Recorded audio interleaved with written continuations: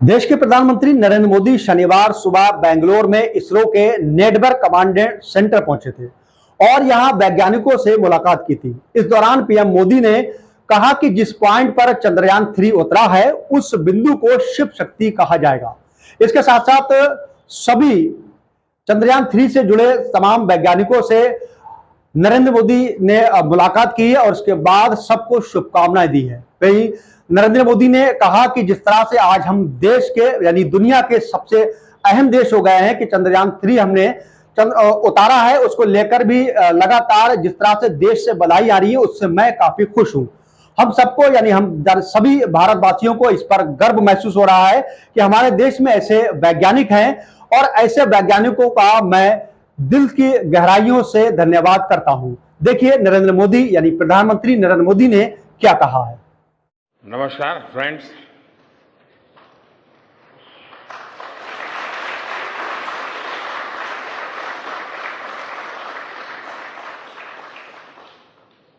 आप सभी के बीच आकर आज एक अलग ही खुशी महसूस कर रहा हूं। शायद ऐसी खुशी बहुत रेयर ओकेजन होते हैं जब तन मन खुशियों से भर गया हो और व्यक्ति के जीवन में कई बार ऐसी घटनाएं घटती हैं कि वो बेसब्री हावी हो जाती है। इस बार मेरे साथ भी ऐसा ही हुआ है। इतनी बेसब्री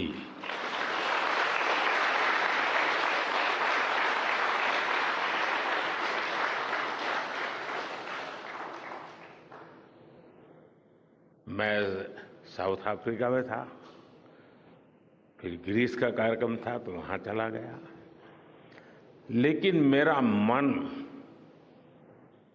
पूरी तरह आपके साथ ही लगा हुआ था।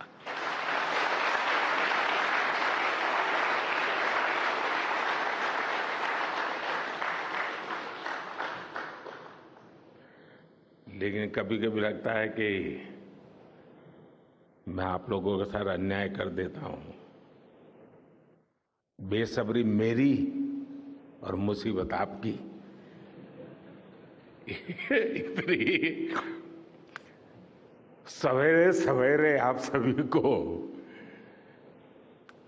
और इतना और टाइम, लेकिन बस मन कर रहा था जाऊं आपको नमन करूं। आपको दिक्कत हुई होगी, लेकिन मैं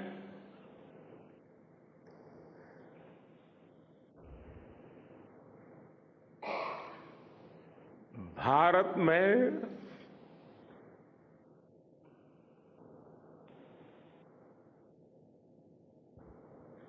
आते ही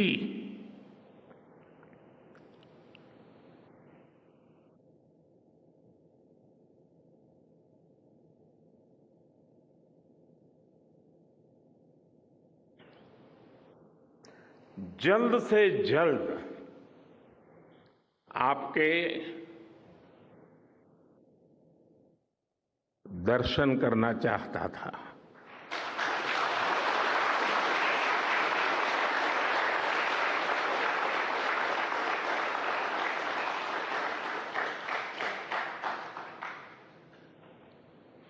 आप सबको सैल्यूट करना चाहता था।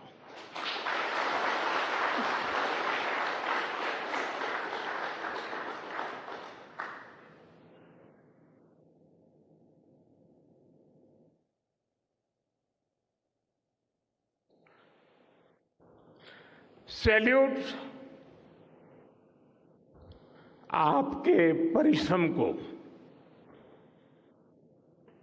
सैल्यूट आपके धैर्य को, सैल्यूट आपकी लगन को, सैल्यूट आपकी जीवटता को, सैल्यूट आपके जज्बे को। आप देश को जिस ऊंचाई पर लेकर गए हैं, ये कोई साधारण सफलता नहीं है। ये अनंत अंतरिक्ष में भारत के वैज्ञानिक सामर्थ्य का शंखनाद है।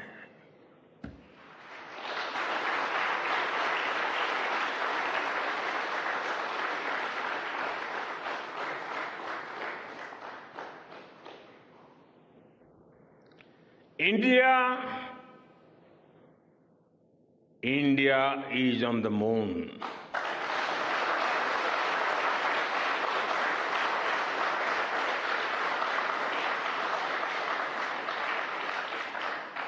We have our national pride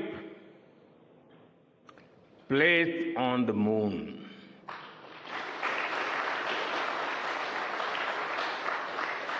हम वहां पहुंचे जहां कोई नहीं पहुंचा था। हमने वो किया जो पहले कभी किसी ने नहीं किया था। ये आज का भारत है, निर्भीक भारत, जुझारू भारत।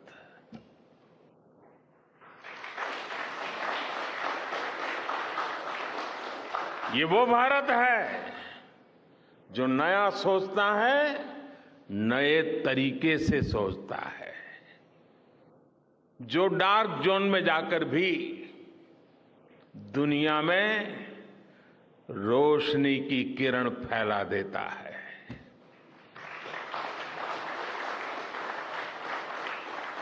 21वीं सदी में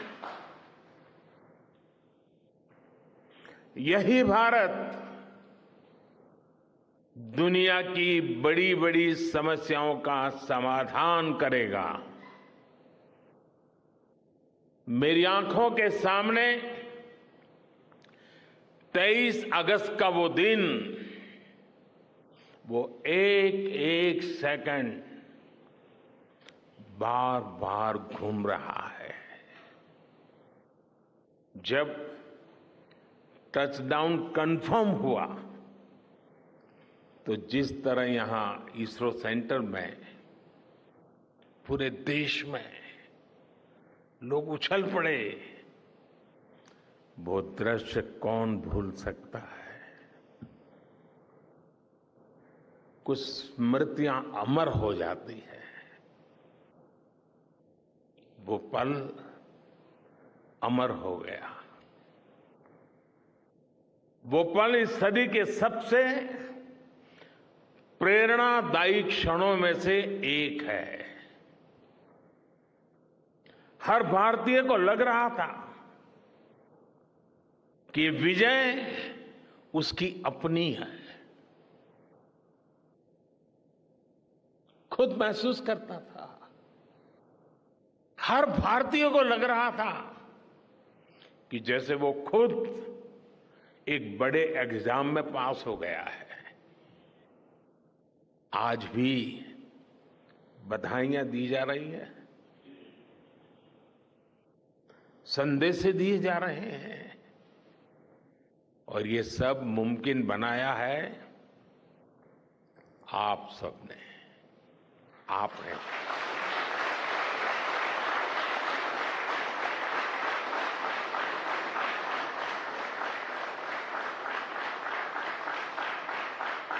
देश के मेरे वैज्ञानिकों ने ये मुमकिन बनाया है। मैं आप सबका जितना गुणगान करूं वो कम है। मैं आपकी जितनी सराहना करूं वो कम है। साथियों, मैंने वो फोटो देखी जिसमें हमारे मून लैंडर ने अंगद की तरह चंद्रमा पर मजबूती से अपना पैर जमाया हुआ है।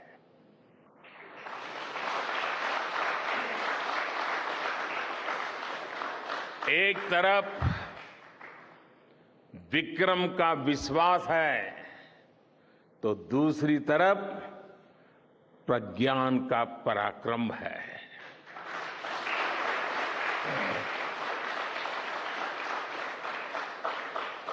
हमारा प्रज्ञान लगातार चंद्रमा पर अपने पद चिन्ह 9 साल के इतिहास में पहली बार उस स्थान की तस्वीर मानव अपनी आंखों से देख रहा है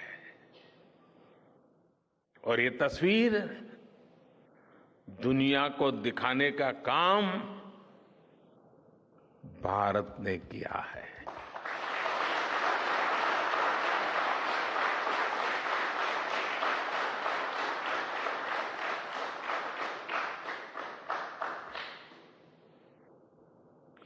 आप सभी वैज्ञानिकों ने किया है। आज पूरी दुनिया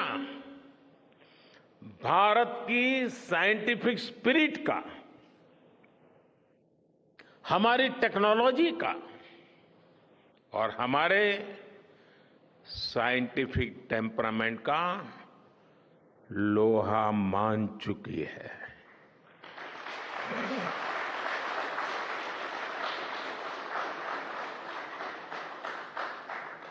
चंद्रयान महाअभियान सिर्फ भारत की नहीं बल्कि पूरी मानवता की सफलता है।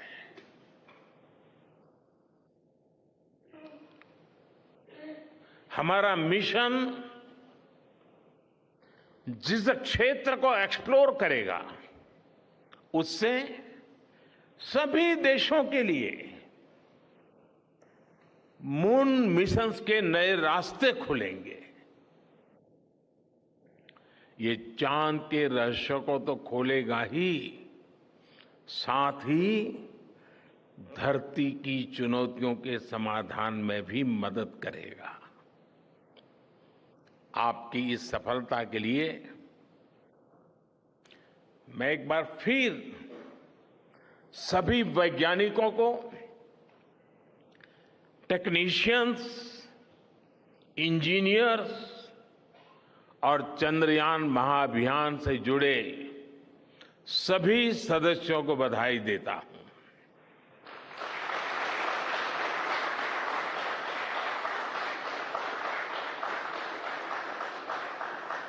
मेरे परिवारजनों, आप जानते हैं कि स्पेस मिशंस के टच डाउन पॉइंट को एक नाम दिए जाने की वैज्ञानिक परंपरा है। चंद्रमा के जिस हिस्से पर हमारा चंद्रयान उतरा है, भारत ने उस स्थान के भी नामकरण का फैसला लिया है।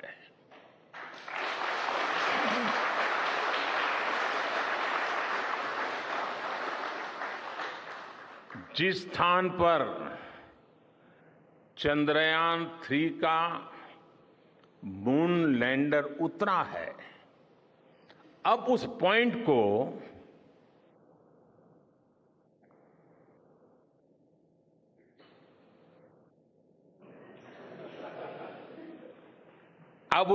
को शिव शक्ति के नाम से जाना जाएगा।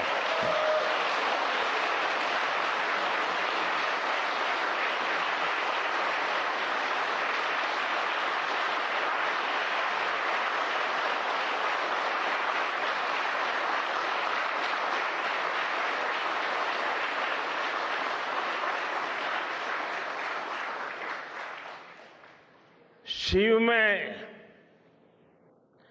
मानवता के कल्याण का संकल्प समाहित है और शक्ति से हमें उन संकल्पों को पूरा करने का सामर्थ्य मिलता है।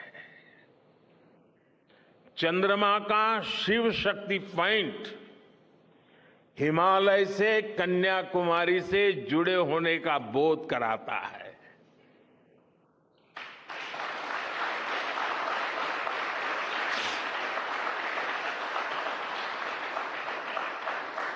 हमारे ऋषियों ने कहा है, येन कर्माण्य पशो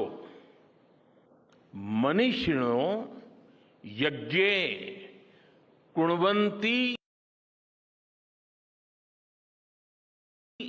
वित्तेषु धीरः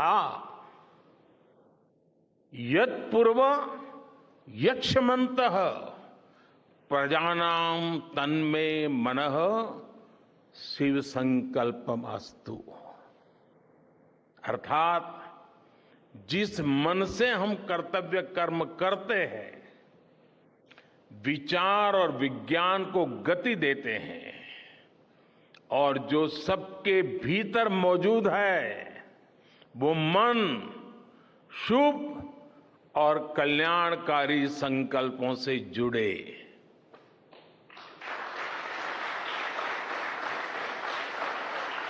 मन के इन शुभ संकल्पों को पूरा करने के लिए शक्ति का आशीर्वाद अनिवार्य है, और ये शक्ति हमारी नारी शक्ति है।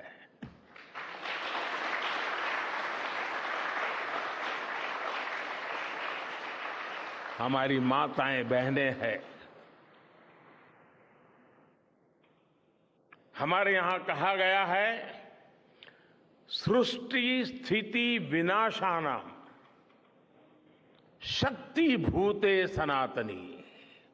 अर्थात निर्माण से प्रलय तक पूरी सृष्टि का आधार नारी शक्ति ही है।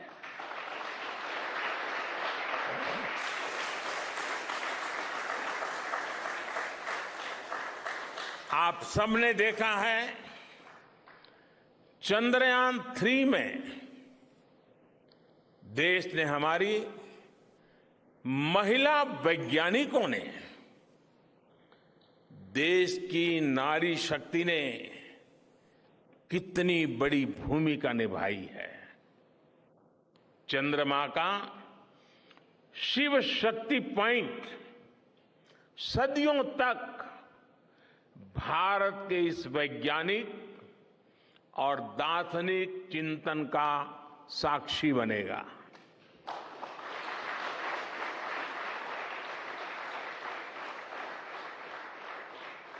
ये शिव शक्ति पॉइंट आने वाली पीढ़ियों को प्रेरणा देगा कि हमें विज्ञान का उपयोग मानवता के कल्याण के लिए ही करना है। मानवता का कल्याण, यही हमारा सुप्रीम कमिटमेंट है। साथियों, एक और नामकरण काफी समय से लंबित है। 4 साल पहले जब चंद्रयान 2 चंद्रमा के पास तक पहुंचा था, जहां उसके पदचिन्ह पड़े थे, तब ये प्रस्ताव था कि उस स्थान का नाम तय किया जाए। लेकिन उन परिस्थितियों में निर्णय लेने के स्थान पर हमने प्रण लिया कि जब चंद्रयान 3 सफलतापूर्वक चांद पर पहुंचेगा, तब हम दोनों पॉइंट का नाम एक साथ रखेंगे।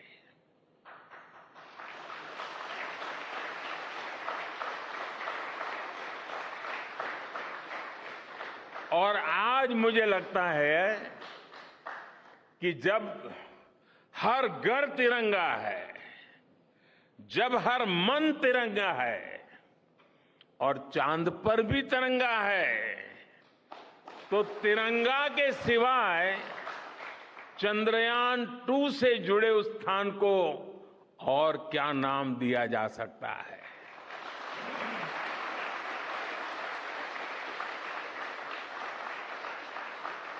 इसलिए चंद्रमा के जिस स्थान पर चंद्रयान 2 ने अपने पदचिन्ह छोड़े हैं, वो पॉइंट अब तिरंगा कहलाएगा।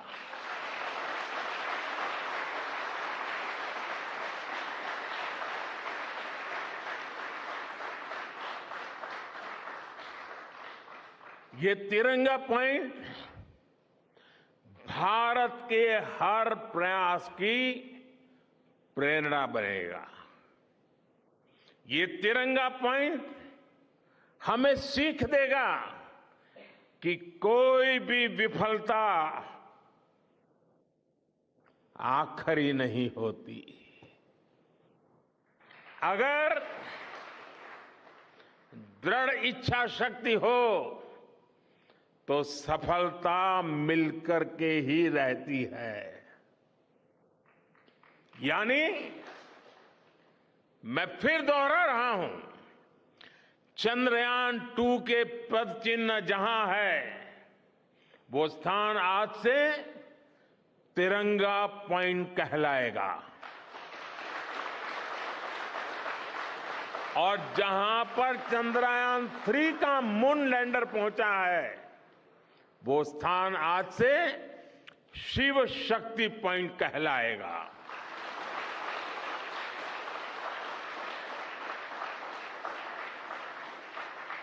साथियों, आज भारत दुनिया का चौथा ऐसा देश बन चुका है जिसने चंद्रमा की सतह को छुआ है।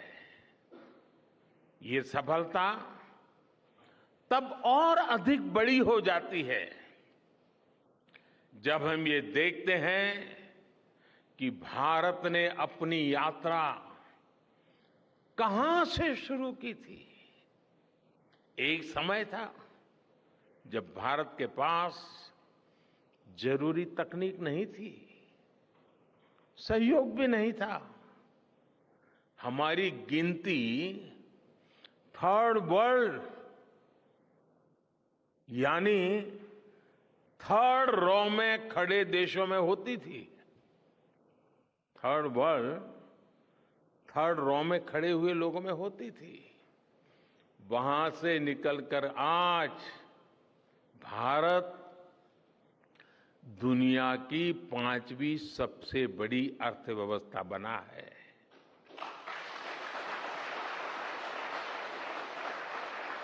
आज ट्रेड से लेकर टेक्नोलॉजी तक भारत की गिनती पहली पंक्ति यानी फर्स्ट रॉ में खड़े देशों में हो रही है। यानी थर्ड रॉ से फर्स्ट रॉ तक इस यात्रा में इसरो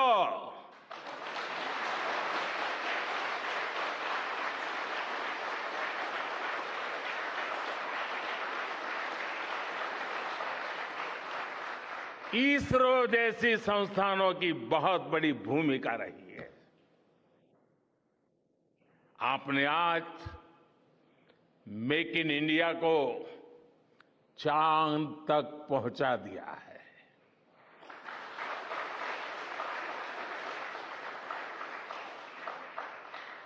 मेरे परिवारजनों, मैं आज आपके बीच आकर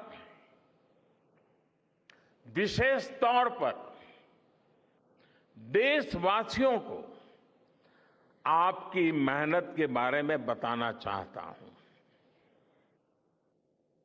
जो मैं बातें बता रहा हूं वो आपके लिए नई नहीं है, लेकिन आपने जो किया है, जो साधना की है, वो देशवासियों को भी पता होना चाहिए। भारत के दक्षिण हिस्से से चंद्रमा के दक्षिणी ध्रुव तक चंद्रयान की ये यात्रा आसान नहीं थी। मून लैंडर की सॉफ्ट लैंडिंग सुनिश्चित करने के लिए हमारे वैज्ञानिकों ने इसरो की रिसर्च फैसिलिटी में आर्टिफिशियल मून तक बना डाला। इस आर्टिफिशियल मून पर विक्रम लैंडर को अलग अलग तरीके से सरफेस पर उतारकर उसका टेस्ट किया गया था। अब इतने सारे एग्जाम देकर हमारा मून लैंडर वहां गया है तो उसे सक्सेस मिलनी ही मिलनी थी।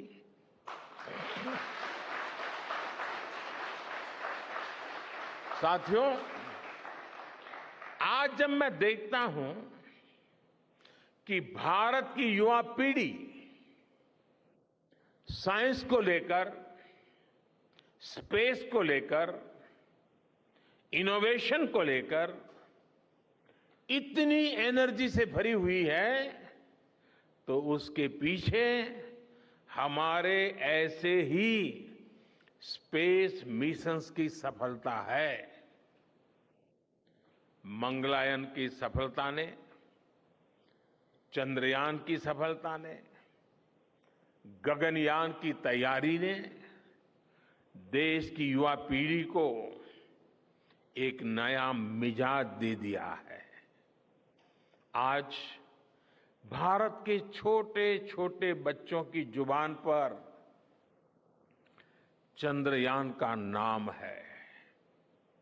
आज भारत का हर बच्चा आप वैज्ञानिकों में अपना भविष्य देख रहा है। इसलिए आपकी उपलब्धि सिर्फ ये नहीं है कि आपने चांद पर तिरंगा लहराया, लेकिन आपने एक और बड़ी उपलब्धि हासिल की है और वो उपलब्धि है भारत की पूरी पीढ़ी को जागृत करने की, उसे नई ऊर्जा देने की।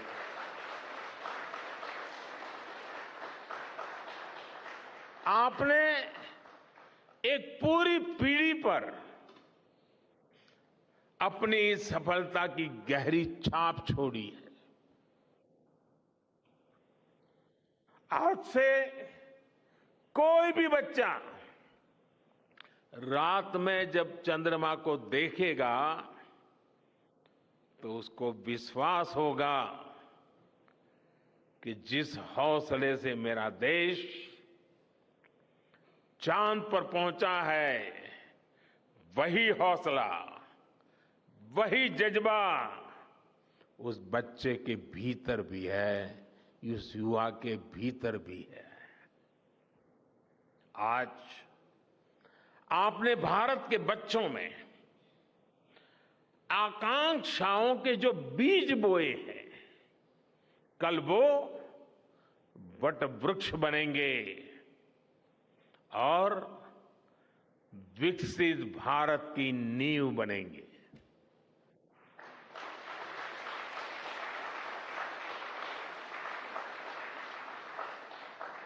हमारी युवा पीढ़ी को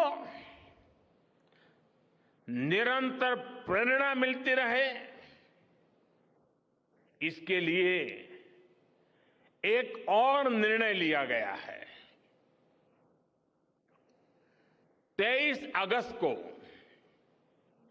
जब भारत ने चंद्रमा पर तिरंगा फहराया, उस दिन को अब हिंदुस्तान नेशनल स्पेस डे के रूप में मनाया जाएगा।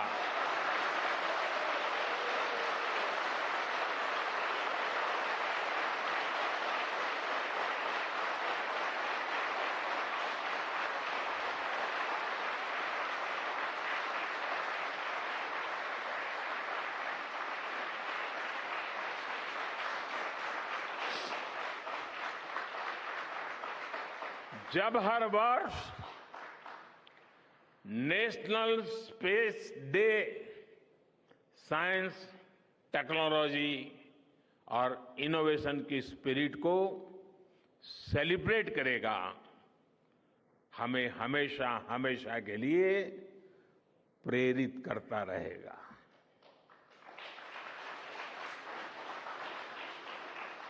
मेरे परिवारजनों, आप भी जानते हैं कि स्पेस सेक्टर का जो सामर्थ्य है वो सैटेलाइट लॉन्च करने या अंतरिक्ष की खोज से कहीं ज्यादा बड़ा है। स्पेस सेक्टर की एक बहुत बड़ी ताकत है जो मैं देखता हूं, वो है ईज ऑफ लिविंग और ईज ऑफ गवर्नेंस। आज देश में स्पेस एप्लीकेशंस को गवर्नेंस के हर पहलू से जोड़ने की दिशा में बहुत बड़ा काम हुआ है। आप लोगों ने जब मुझे प्रधानमंत्री के रूप में काम का दायित्व दिया, तो प्रधानमंत्री बनने के बाद मैंने भारत सरकार के जॉइंट सेक्रेटरी लेवल के ऑफिसर्स की स्पेस साइंटिस्ट के साथ एक वर्कशॉप करवाई थी और इसका मकसद ये था कि गवर्नेंस में, शासन व्यवस्था में ट्रांसपेरेंसी लाने में स्पेस सेक्टर की ताकत का ज्यादा से ज्यादा इस्तेमाल कैसे करें। तब किरण जी शायद हम लोगों के साथ काम करते थे। इसी का नतीजा था जब देश ने स्वच्छ भारत अभियान शुरू किया, शौचालयों का निर्माण शुरू किया, करोड़ों घरों को बनाने का अभियान चलाया, तो इन सब के मॉनिटरिंग के लिए, उसकी प्रगति के लिए स्पेस साइंस ने बहुत मदद की। आज देश में दूर दराज के इलाके में एजुकेशन, कम्युनिकेशन और हेल्थ सर्विसेज पहुंचाने में स्पेस सेक्टर की बहुत बड़ी भूमिका है। इन दिनों आजादी के अमृत महोत्सव के निमित्त जो जिले जिले में अमृत सरोवर बन रहे हैं, उसका भी टैगिंग, उसके भी मॉनिटरिंग स्पेस के द्वारा ही हो रही है।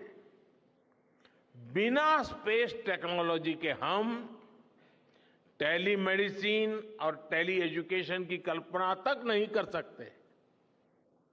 स्पेस साइंस ने देश के रिसोर्सेज के ऑप्टिमम यूटिलाइजेशन में भी बहुत मदद की है। हमारे देश के एग्रीकल्चर सेक्टर को ताकत देने में, मौसम का अनुमान लगाने में स्पेस सेक्टर जो मदद करता है वो देश का हर किसान जानता है। आज वो देख लेता है अपने मोबाइल पर अगले सप्ताह मौसम का क्या हाल है। देश के करोड़ों मछुआरों को आज नाविक सिस्टम से जो सटीक जानकारी मिल रही है वो भी आप ही की देन है। आज जब देश में बाढ़ आती है, कोई प्राकृतिक आपदा आती है, भूकंप आता है, तो हालात की गंभीरता का पता लगाने में आप सबसे पहले आगे आते हैं। जब साइक्लोन आता है तो हमारी सैटेलाइट्स उसका सारा रूट बताती हैं, सारी टाइमिंग बताती हैं और लोगों की जान भी बचती है, संपत्ति भी बचती है। और सिर्फ साइक्लोन के कारण जो संपत्ति बचती है ना, उसका अगर जोड़ लगा दें तो आज स्पेस का जो खर्चा है उससे वो ज्यादा हो जाता था।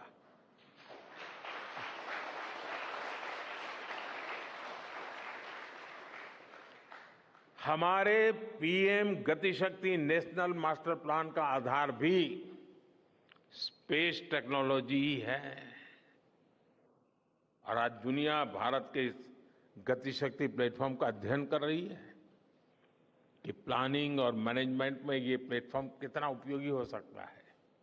इससे प्रोजेक्ट्स की प्लानिंग, एजुकेशन और मॉनिटरिंग में काफी मदद मिल रही है।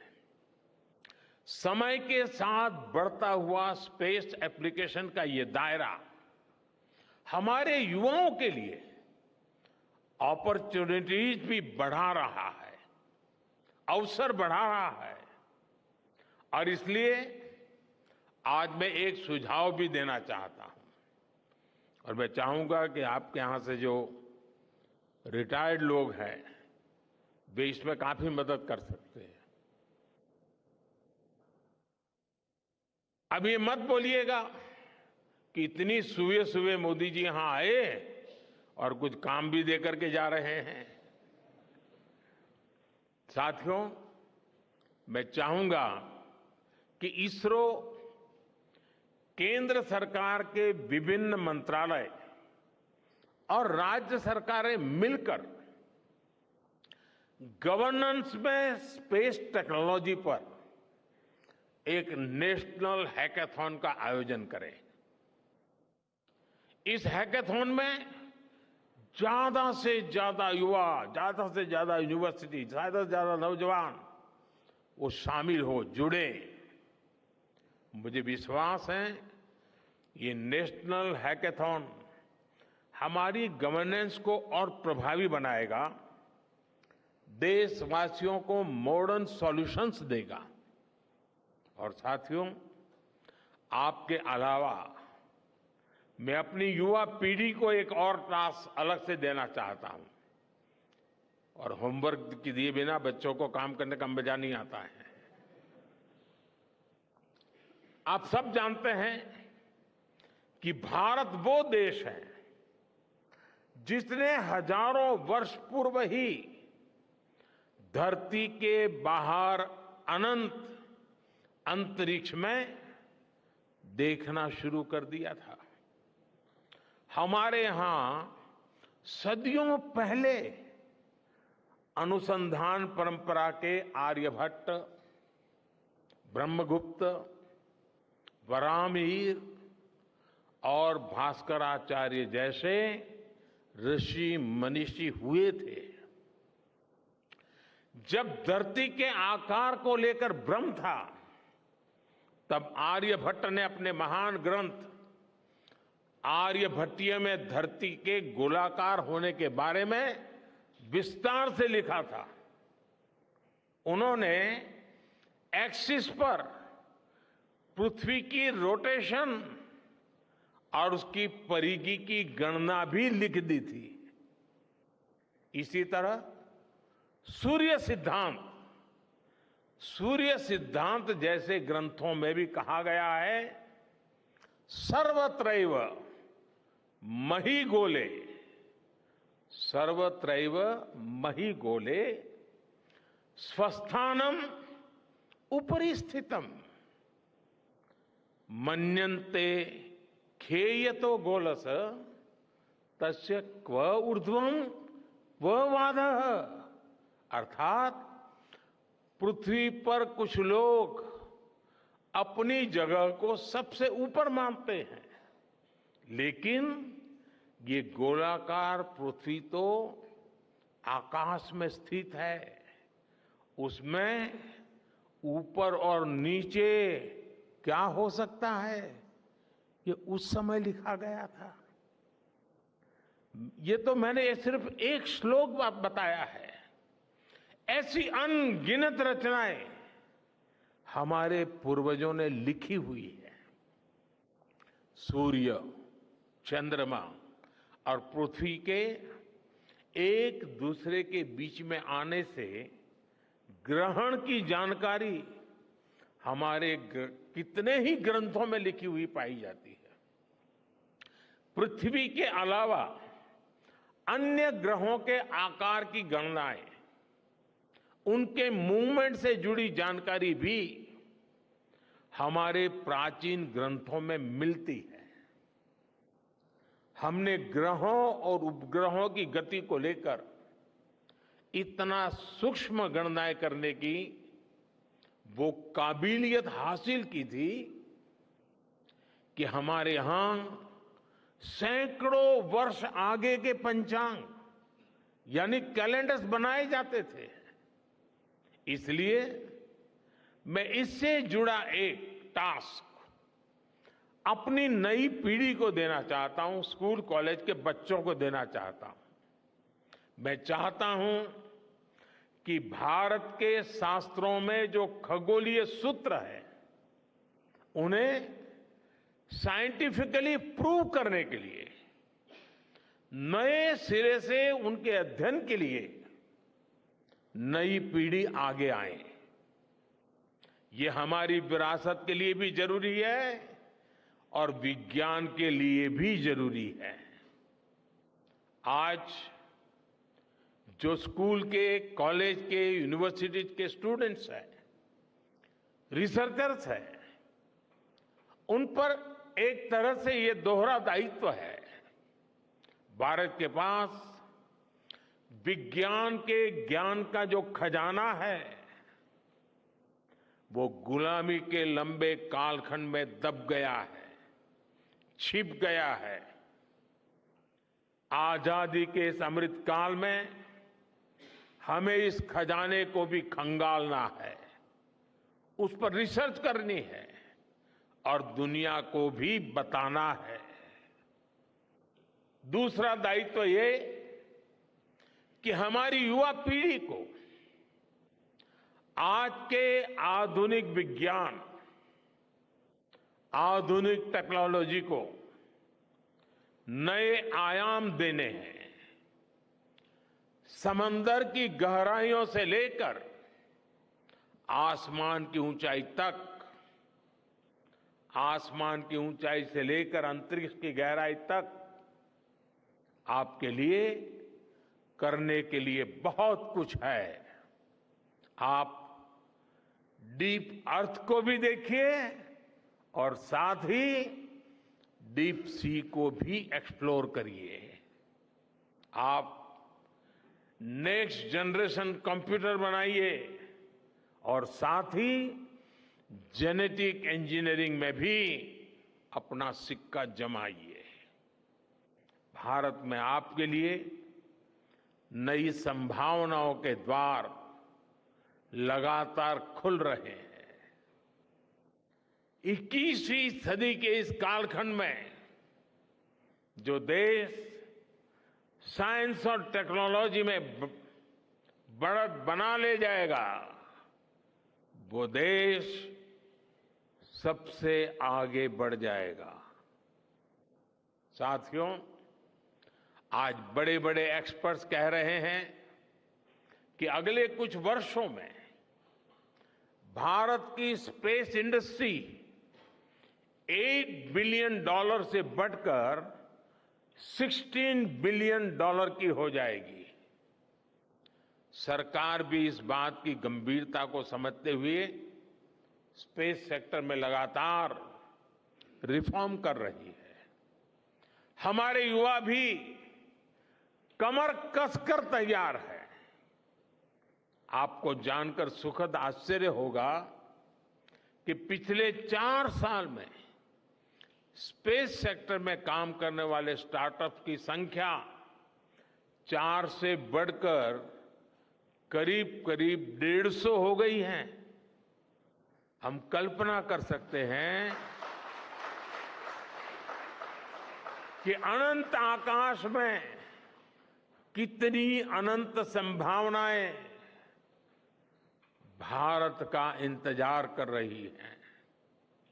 वैसे कुछ दिन बाद 1 सितंबर से MyGov हमारे चंद्रयान मिशन को लेकर बहुत बड़ा क्विज कंपटीशन लॉन्च करने वाला है। हमारे देश के स्टूडेंट्स इससे भी शुरुआत कर सकते हैं। मैं देश भर के स्टूडेंट से आग्रह करूंगा कि आप सभी बड़ी संख्या में इससे जुड़े। मेरे परिवारजनों, देश की भावी पीढ़ी को आपका मार्गदर्शन बहुत आवश्यक है। आप जो इतने सारे इंपॉर्टेंट मिशंस पर काम कर रहे हैं, वो आने वाली पीढ़ी ही आगे ले जाने वाली है। आप उन सभी के रोल मॉडल हैं।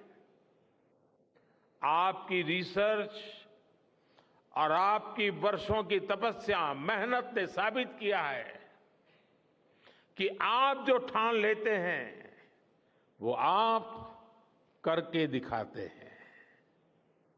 देश के लोगों का विश्वास आप पर है और विश्वास कमाना छोटी बात नहीं होती है दोस्तों। आपने अपनी तपस्या से विश्वास कमाया है।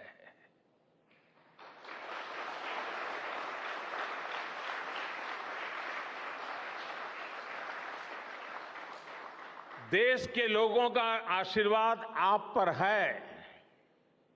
इसी आशीर्वाद की ताकत से, देश के प्रति इसी समर्पण भाव से भारत साइंस एंड टेक्नोलॉजी में ग्लोबल लीडर बनेगा। और मैं आपके बीच